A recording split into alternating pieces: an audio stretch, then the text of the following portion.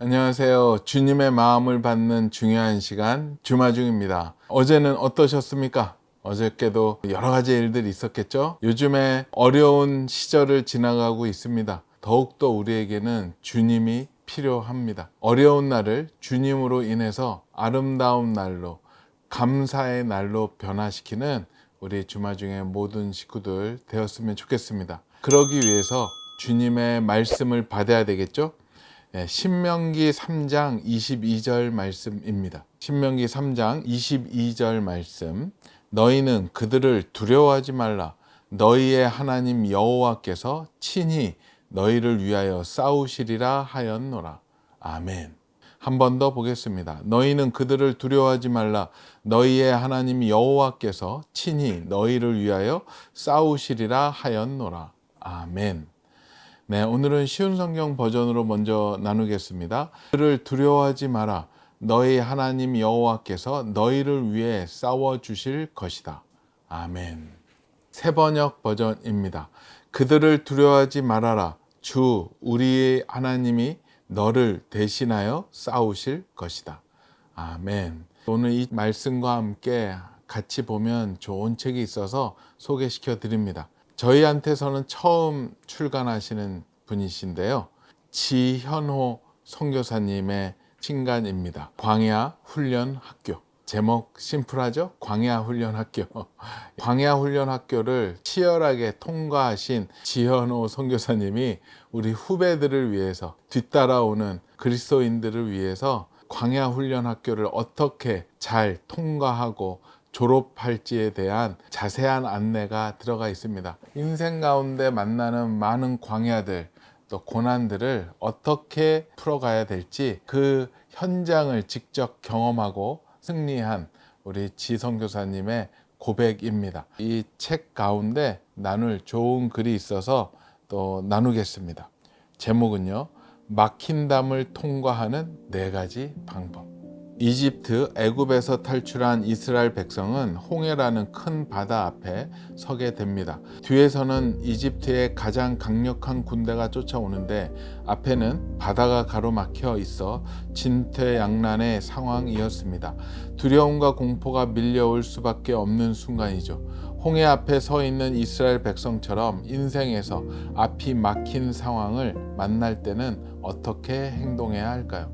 성경은 4가지 원리를 가르쳐 줍니다.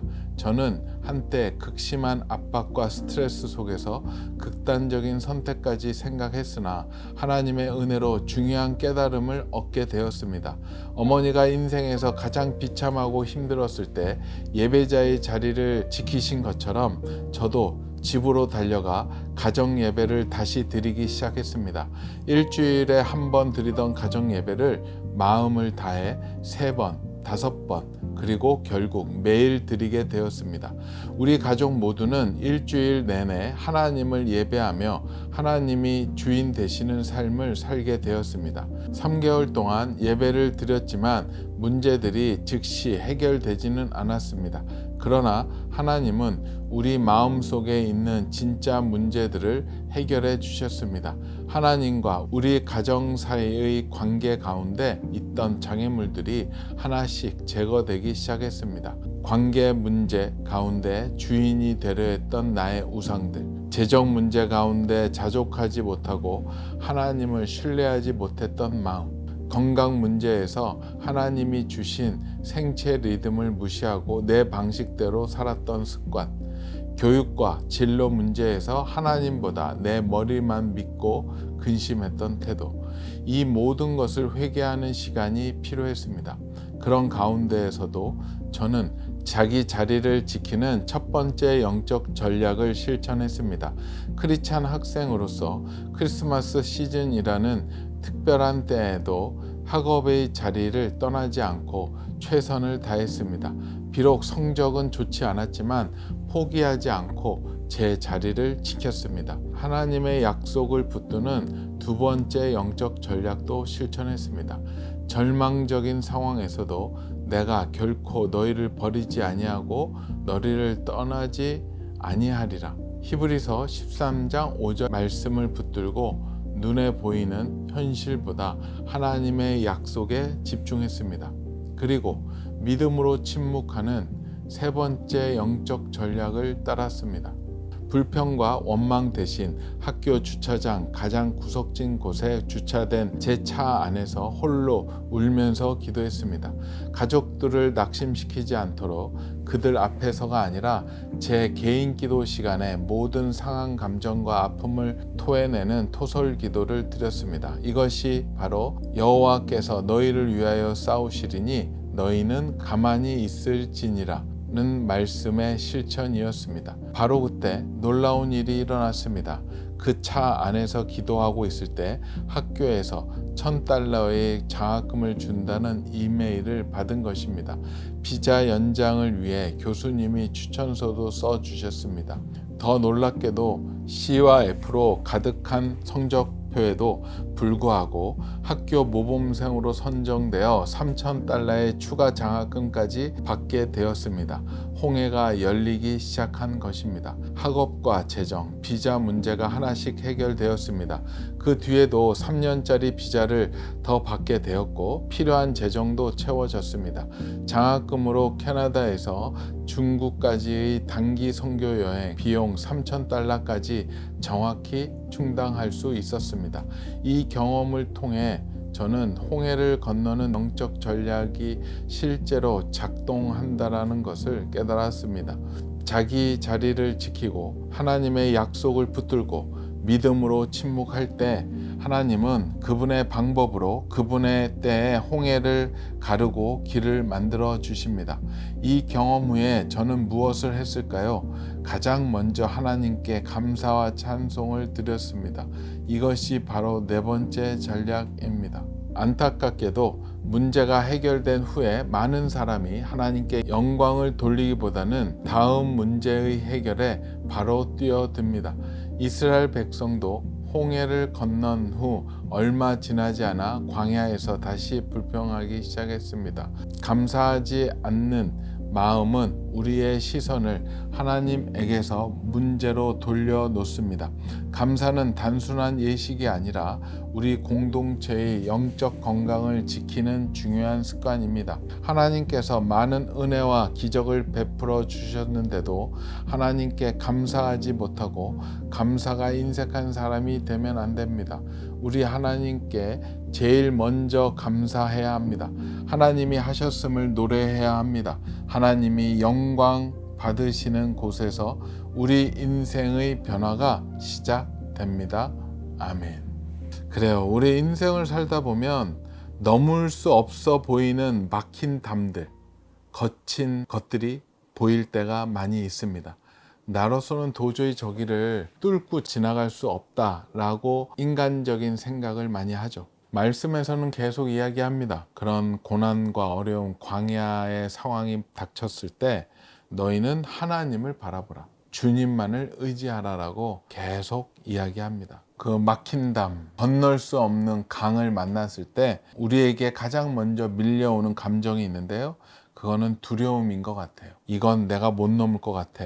나는 너무나 작고 문제는 너무 커. 라는 이런 생각들. 그러나 하나님은 말씀하십니다. 두려워하지 말라. 그렇게 이야기하시는 이유는 우리가 너무나 많이 두려워하기 때문이 아닌가 생각을 합니다. 두려움이 왔을 때 우리는 하나님의 말씀에 집중해야 된다고 생각이 듭니다. 저는 오늘 읽었던 구절 중에서 가장 좋아하는 단어는 친히입니다. 하나님은 친히 싸우시는 분이다라는 것. 친히 우리를 위해서 싸워주시고 우리의 적들을 멸망하게 해주신다는 그 약속. 이것만큼 최고의 방법이 어디 있습니까? 절대자이신 여호와 하나님이 전쟁을 하신다라고 하셨을 때 우리는 걱정할 이유가 그때서부터는 없는 거죠. 저도 이 말씀 보면서 저의 상황을 놓고 묵상을 해보았어요. 나는 지금도 광야에 있고 수시로 홍해를 만나고 있다는 게 저의 진단이었습니다.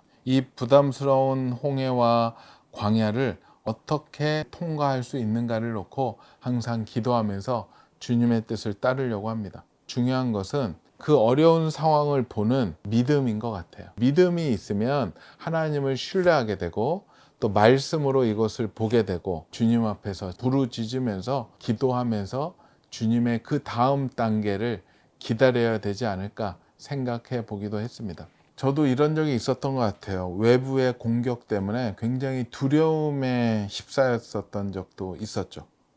그때가 저의 광야였고, 그때 저는 이 말씀으로 승리했었던 적이 있습니다. 오늘 이 말씀, 특히 친히 너희를 위하여 싸우신다는 그 말씀에 저는 그 어려움을 뚫고 나갔던 것 같아요. 예전에 규장에서 어떠한 책이 나왔고, 또 그 책을 반대하는 팀들이 있었어요. 근데 그쪽에서 너무 저희를 공격을 했고, 협박도 했고, 어렵게 했었었죠. 저희로서는 굉장히 중간에서 힘들었고 어려웠습니다. 매도당하는 거에 대한 어려움도 있었고, 안 좋게 우리가 표현되고 나타날까봐 두려움도 있었죠. 그것 때문에 정말로 바짝 엎드려서 기도했었던 때였던 것 같아요. 이 문제가 더 커지지 않고 잘 풀어갈 수 있도록, 또 우리의 억울함이 풀어질 수 있도록 기도를 많이 했었었죠. 그러는 가운데 주님이 그 기도 가운데 오늘 이 말씀을 허락해 주셨어요. 너무나도 감사했었죠. 뭔가 공격할 수 있는 공격거리들을 찾고 있었거든요. 그런 명예훼손에 대한 문제, 거짓에 대한 문제를 변호사들을 통해서 뭔가 일을 하려고 했었어요. 그런데 이 말씀을 딱 만나고 나서 기도를 하는데, 하나님이 이거에 대해서 별로 기뻐하시지 않는다라는 마음이 들었어요. 왜냐하면 친히 하나님께서 싸우신다고 했는데 이 두 가지 방법은 저의 방법이었고 하나님의 방법은 아니었었던 것 같아요. 왜냐하면 준비한 방법으로 하면은 계속 싸워야 돼요. 죽자고 싸워야 되고, 이겨도 저희한테 돌아오는 피해도 컸고, 지면은 말할 필요도 없을 정도로 부담이 되는 방법이었어요. 근데 기도하다 봤더니 하나님이 친히 너희를 위하여 싸우신다라고 하시는 이 말씀이 너무나도 크게 들어와서 내 방법은 올스톱 시켜버리고 더욱더 기도하기 시작을 했었어요. 물론 그 과정 가운데 계속 우리를 공격하고 어렵게 했지만 그전처럼 힘들진 않았어요. 주님이 친히 나서신다고 하셨기 때문에. 그러고 나서 좀 시간이 지났는데 하나님이 나서시더라고요. 그 안에서 자기네들끼리 문제가 생겼고 와해되기 시작을 했었어요. 그래서 그 문제가 완전히 또 사그라지게 되었고 자연적으로 해결이 되었죠. 그 모든 과정이 하나님께서 친히 하셨던 것 같아요. 그것도 하나의 광야 훈련 학교였는데 그 방법을 취득하게 되었고, 또 하나님 앞에서의 기다림을 통해서 하나님의 일하심을 보게 되었던 그런 일들이 아니었나 생각이 듭니다. 저에게 남아있는 그 홍해는 무엇인가? 우리 규장과 가피풀, 지금도 광야 가운데 홍해 가운데 서 있죠. 여러 가지 위기 상황들이 다가오고 있고 지금도 일어나고 있습니다. 그런 상황들이 벌어졌을 때 예전에는 걱정하고 근심하고 세상적인 솔루션을 찾지만, 저는 요즘에 나름대로 훈련이 돼서요, 그런 일이 일어나면 바로 주님만 바라봅니다. 오로지 주님만 집중을 하게 되는 것 같아요. 주님께서는 그것을 이쁘게 보시고 칭찬해 주시고 함께 해 주시는 것 같아요. 오늘 말씀처럼 어려움과 힘듦이 왔을 때 주님은 우리를 위해서 친히 싸워 주신다라는 거죠. 하나님이 우리의 그 약함을 아시기에 친히 나서 주시는 것 같아요. 그러면 우리는 뭐 하면 됩니까? 그 옆에서 리액션 해야죠. 하나님 최고입니다. 하나님 너무 멋있습니다. 하나님 영광 받으시옵소서. 박수하고 환호하고 기뻐하는 것, 그것이 여호와를 기뻐하는 것이고, 또 여호와께 영광을 올려드리는 것이고, 여호와께 감사하는 행위라고 저는 생각이 듭니다. 규장과 가피풀에 여러 가지 문제가 생길 때 도대체 하나님이 왜 이것을 이렇게 열어주셨을까? 이걸 통해서 하나님이 어떻게 더 큰 거를 부어주시고 새로운 방향을 보여주시는 거 아닌가? 라는 생각으로 계속 기도합니다. 기대하면서. 그게 중요한 것 같아요. 하나님 기대됩니다. 하나님 더 보여주시옵소서. 이 일을 통해서 하나님께서 놀랍게 역사하실 거를 기대하면서 그 문제를 풀어나간다면 하나님께서는 하나님의 놀라운 일들을 부어주시지 않을까 생각을 해보게 되었습니다. 우리가 그 광야에서 다른 거는 다 잊어버려도 되는데요, 그 단어 친히 우리를 위해서 싸워주신다라는 그 말씀 우리가 꼭 기억하고 붙잡고 나아갔으면 하는 마음이 있습니다. 저희 규장과 가피풀 가운데 계속 문제가 생기죠. 책의 매출이 떨어지기도 하고 가피풀몰의 매출도 떨어지기도 하고 그때마다 우리는 주님만을 바라보고 있고요. 주님만이 우리의 살 길임을 알기에 그냥 주님한테 쪼르르 달려가서 보고하고 말씀드리고 또 주님이 주시는 말씀 있으면 받으려고 노력을 하고 있습니다. 아무리 어려운 시험이 올더라도 오늘 말씀처럼 두렵지 않고 놀라지 않고 끝까지 나아갈 수 있을 것이라고 저는 확신합니다. 우리 주마중 식구들은 어떠세요? 지금 여러분들 앞에 막힌 담들도 아마 있을 것이고 강물도 있을 것입니다. 막힌 담을 뚫고 가든지 무언가 해야 될 텐데 그때 어떠한 생각으로 하고 있는지 궁금합니다. 주님이 말씀하시는 거에 대해서 내가 그것에 순종이 잘하고 있는지 한번 뒤돌아보는 시간 가졌으면 좋겠습니다. 오늘 본문 가운데 좋은 내용이 있어서 나누겠습니다. 저는 홍해를 건너는 4가지 영적 전략이 실제로 작동한다는 것을 깨달았습니다. 자기 자리를 지키고 하나님의 약속을 붙들고 믿음으로 침묵할 때 하나님은 그분의 방법으로 그분의 때에 홍해를 가르고 길을 만들어 주십니다. 이 경험 후에 저는 무엇을 했을까요? 가장 먼저 하나님께 감사와 찬송을 드렸습니다. 이것이 4번째 전략입니다. 안타깝게도 문제를 해결한 후 많은 사람들이 하나님께 영광을 돌리기보다 다음 문제의 해결에 바로 뛰어듭니다. 이스라엘 백성도 홍해를 건넌 후 얼마 지나지 않아 광야에서 다시 불평하기 시작했습니다. 하나님께서는 많은 은혜와 기적을 베풀어 주셨는데도 하나님께 감사하지 못하고 감사가 인색한 사람이 되면 안 됩니다. 우리 하나님께 제일 먼저 감사해야 합니다. 하나님이 하셨음을 노래해야 합니다. 하나님이 영광 받으시는 곳에서 우리 인생의 변화가 시작이 됩니다. 아멘. 오늘 말씀 한 번 더 보겠습니다. 너희는 그들을 두려워하지 말라. 너희의 하나님 여호와께서 친히 너희를 위하여 싸우시리라 하였노라. 아멘. 같이 기도드리겠습니다. 주님 감사합니다. 주님 감사합니다. 지금 그 내 앞에 펼쳐진 담 때문에 그 홍해 때문에 두려워하는 분들 계십니까? 어려워하는 분들 계십니까? 오늘 이 신명기 3장 22절 말씀이 두려움과 어려움 가운데 묶여있는 분들에게는 생명수와 같이 되게 허락하여 주시옵소서. 너희는 그들을 두려워하지 말라. 너희의 하나님 여호와께서 친히 너희를 위하여 싸우시리라.